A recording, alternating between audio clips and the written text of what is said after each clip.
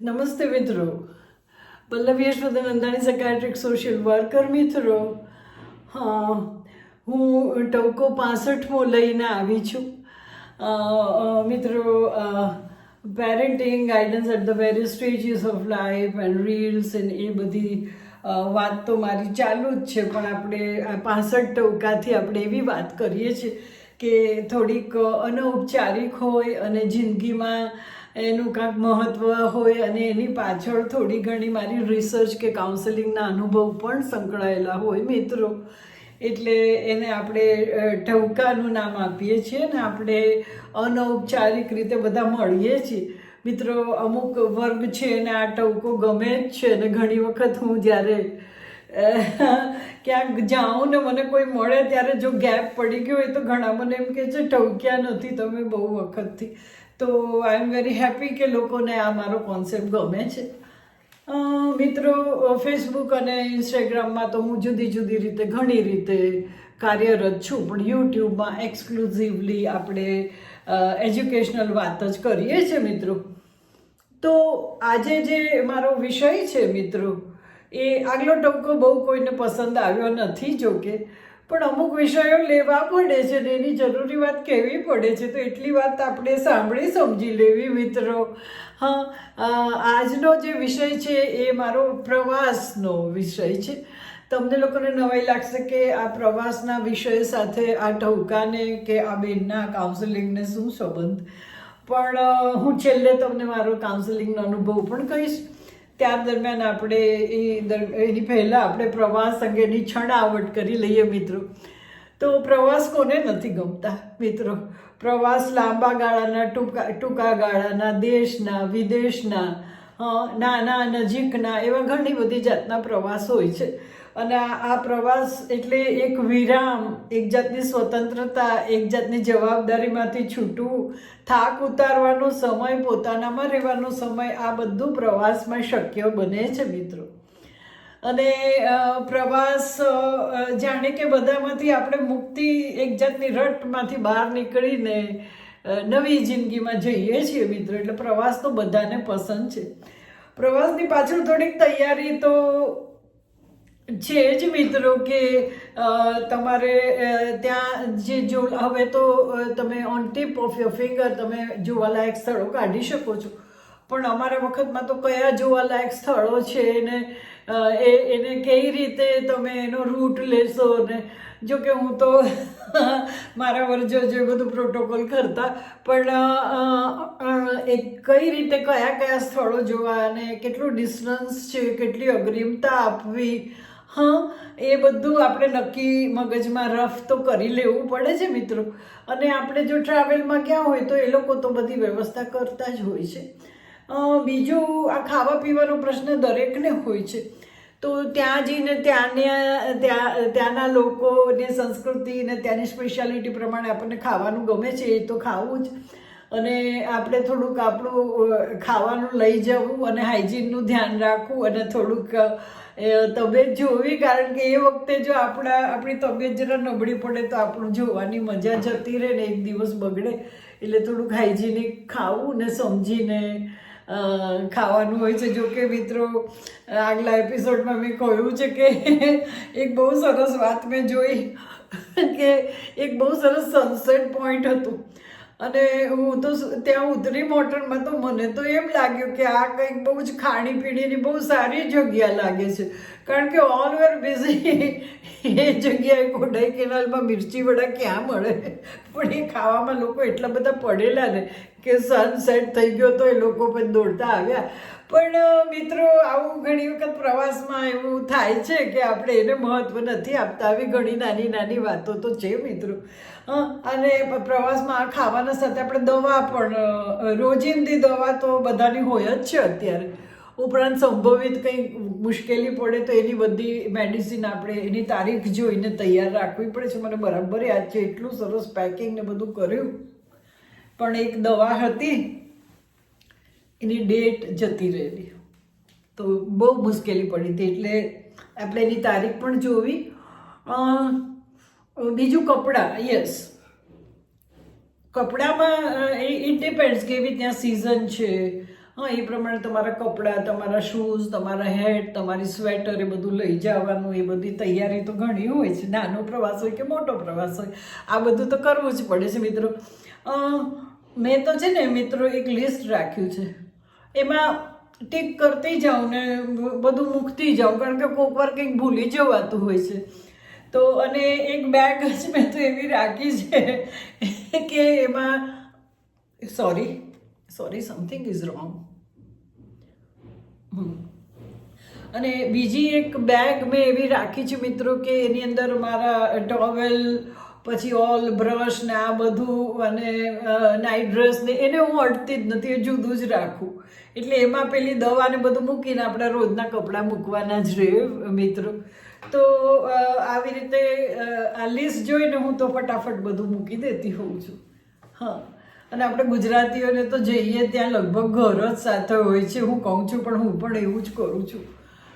તમે નહીં માનો, હું તો છે ને તે, અને ત્યાં છે ને આપણે જે વસ્તુ અહીંયા ખાતા હોય ને ત્યાં એનો સ્વાદ જુદો ને બહુ સરસ લાગે છે. મે બી રિલેક્સ કે બીજી જગ્યા કે ગમે તે, બહુ જ જુદો સ્વાદ લાગે મિત્રો. ચણાચોર ગરમ હું લઈને ગઈ હતી ને એક ડુંગળી પણ મૂકી દીધી હતી કાપીને મેં. હવે તો રેડીમેડ આવે છે, ખાલી તમારો મસાલો. તો એટલા સરસ ને એટલા જુદા લાગ્યા ને મિત્રો. તો સ્થળનો પ્રભાવ છે. તમારા ઘરમાં એ તમે એક રૂમને બદલે બીજા રૂમમાં કે ગાર્ડનમાં કે એમ ચા પીવો કે ખાઓ તો કેટલું જુદું લાગે છે. તો આ એક પ્રવાસની મજા છે. તો કપડાં, પછી દવા, પછી જોવા જવાના સ્થળો, હા, આ બધું તમારે તૈયાર કરવાનું હોય છે મિત્રો. ઘણી વખત આમાં 2-4 વસ્તુ એવી ધ્યાન રાખવાની હોય છે કે ઘણી વખત છે ને તે આપણે ત્યાં જઈએ ને તો આપણે ભૂલી જઈએ છીએ.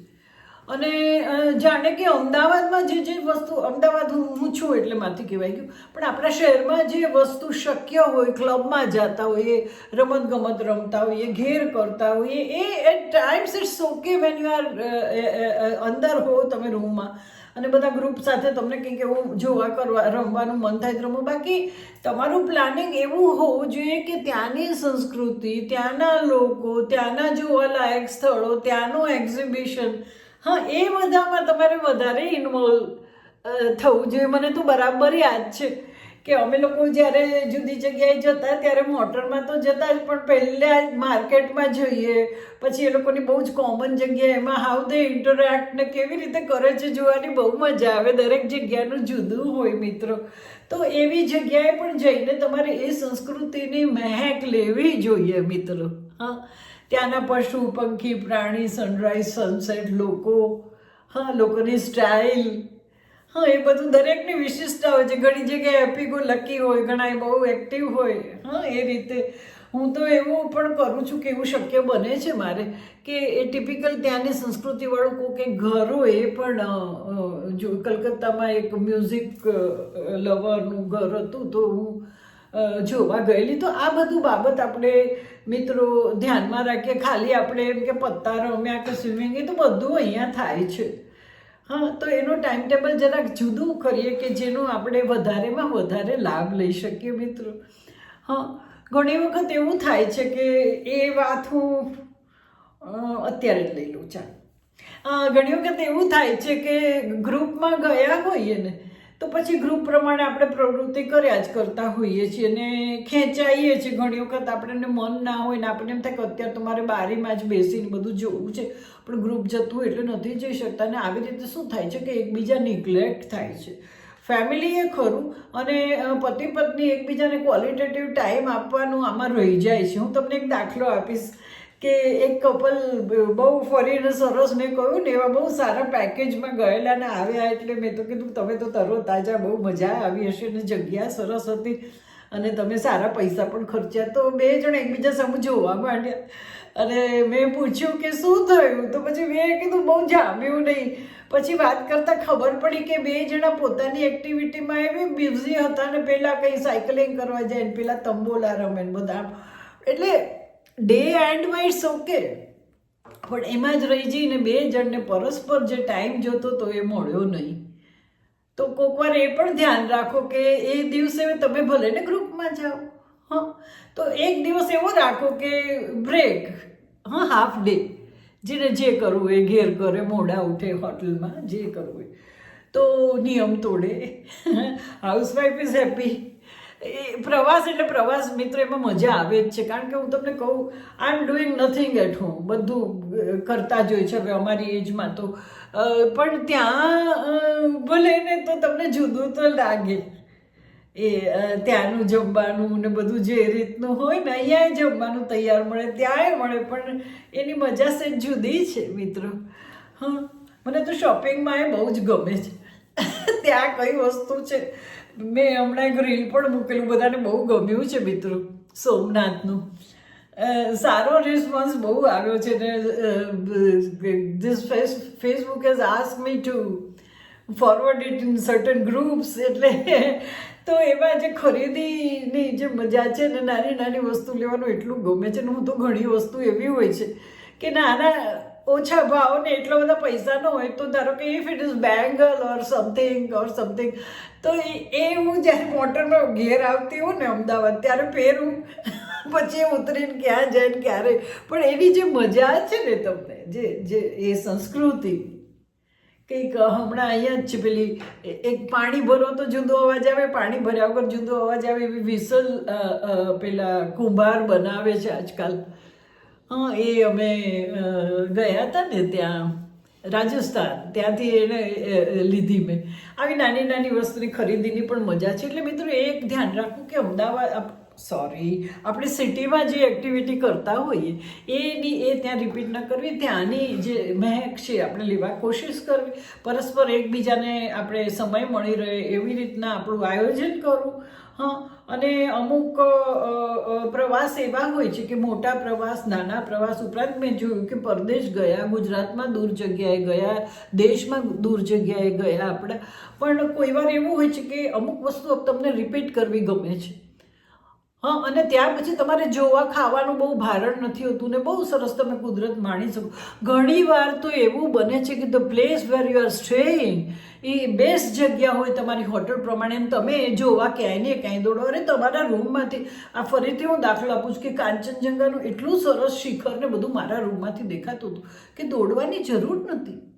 કોઈક વાર બહુ સરસ એવી રીતના હું સોમનાથ ગઈ તો મેં કહ્યું છે એમાં કે મેં કહું મારે તો સીની પાસે જઈને બેસવું છે થોડીક વખત.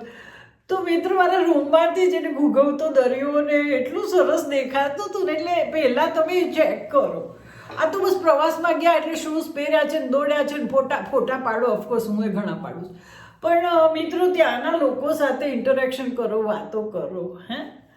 તો મને તો બધાની સાથે ખરીદી કરતા અને બધી નાની નાની જગ્યાએ બધું જોવા ગઈ, ફેક્ટરીની મેં વાત કરવાની બહુ મજા આવી મિત્રો. તો નાના પ્રવાસમાં શું છે કે મોટામાં વચ્ચે થોડું આવું એ રાખો કે એક જગ્યા તમે જોઈ લો. દાખલા તરીકે અમુક જગ્યા તો તમને રિપીટ કરવાનું બહુ મન થતું છે. વિશાખાપટ્ટનમનો જે આખો કોસ્ટલ એરિયા છે, તમે મોટરમાં જાઓ, અથવા તો સાઉથમાં છે કેરલામાં, તો અમુક જગ્યા તમને એટલી બધી ગમે છે ને કે તમે ફરીથી જવાનું મન થાય. એવી રીતના નજીકમાં એવા સ્થળો છે કે તમને જ્યાં તમારી રીતે રિલેક્સ થઈને મગજ તરબતર કરીને આવો મિત્રો. હવે આ પ્રવાસથી એક તો તમને બહુ સરસ આયોજન કરતા આવડે છે.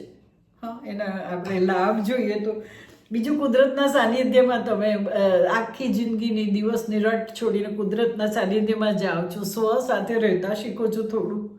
હા, જો રહો તો નવા લોકો, નવી સંસ્કૃતિને તમે માણતા શીખો છો. ખરીદીની તમને મજા આવે છે.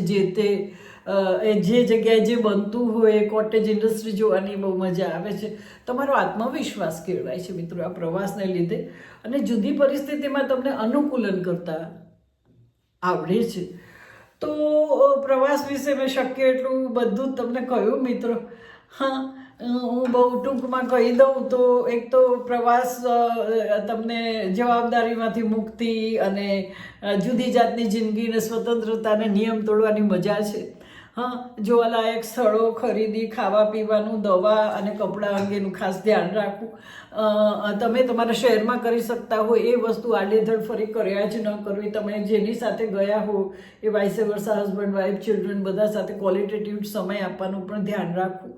હા, અને નજીકના સ્થળોમાંથી પણ ઘણી વખત સરસ વસ્તુ તમને તમારા રૂમમાંથી દેખાતી હોય તો એને થોડો સમય આપો.